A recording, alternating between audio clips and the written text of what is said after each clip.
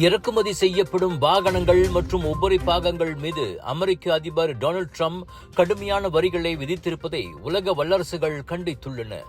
வர்த்தக பதற்றங்கள் தீவிரமடைந்து விலை உயர்வுகள் நெருங்கி வருவதால் அமெரிக்காவுக்கு தக்க பதிலடி கொடுக்க அவை சூளுரைத்துள்ளன. முக்கிய கார் ஏற்றுமதியாளரான ஜெர்மனி கடுமையான எதிர்வினையை ஆற்றுமாறு ஐரோப்பிய ஒன்றியத்தை வலியுறுத்தியது. அமெரிக்க தயாரிப்புகள் மீதான வரிகளை உயர்த்துவதே ஐரோப்பிய ஒன்றியத்தின் தக்க பதிலடியாக இருக்க முடியும் என பிரான்ஸ் நிதியமைச்சரும் கூறினார். அதே நேரத்தில் ஜப்பானோ தன் கைவசமுள்ள அனைத்து தேர்வுகளையும் பரிசீலிக்கப் போவதாக மிரட்டியுள்ளது. கனடாவின் புதிய பிரதமர் மார்க் கார்னே ஒரு படி மேலே சென்று விட்டார்.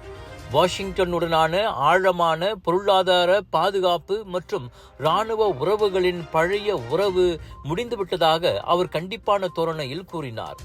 இவ்வேளையில் இத்தாலிய கார் தயாரிப்பு நிறுவனமான ஃபெராரே அடுத்த வாரம் முதல் அமெரிக்காவிற்கு விற்கப்படும் பல மாடல்களின் விலையை 10 விழுக்காடு வரை உயர்த்தப் போவதாக கூறியுள்ளது.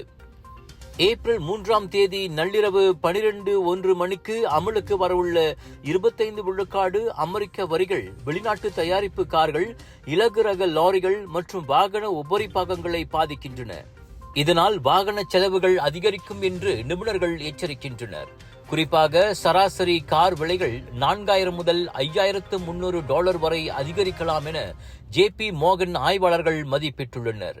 இந்நிலையில் டொயோட்டா, ஹியூண்டாய், மெர்சிடிஸ் போன்ற வாகன உற்பத்தி நிறுவனங்கள் சரிவின் முன்னணியில் இருந்ததால் உலகளாவிய பங்குச் சந்தைகளும் சரிந்தன.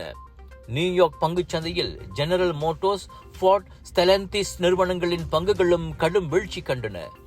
அரசாங்க வருவாயை அதிகரிப்பதற்கும் அமெரிக்க தொழில்துறைக்கு புத்துயிர் கொடுப்பதற்கும் ஒரு வழியாகவே வரி விகிதங்களை உயர்த்துவதாக ட்ரம்ப் தற்காத்து பேசுகிறார்.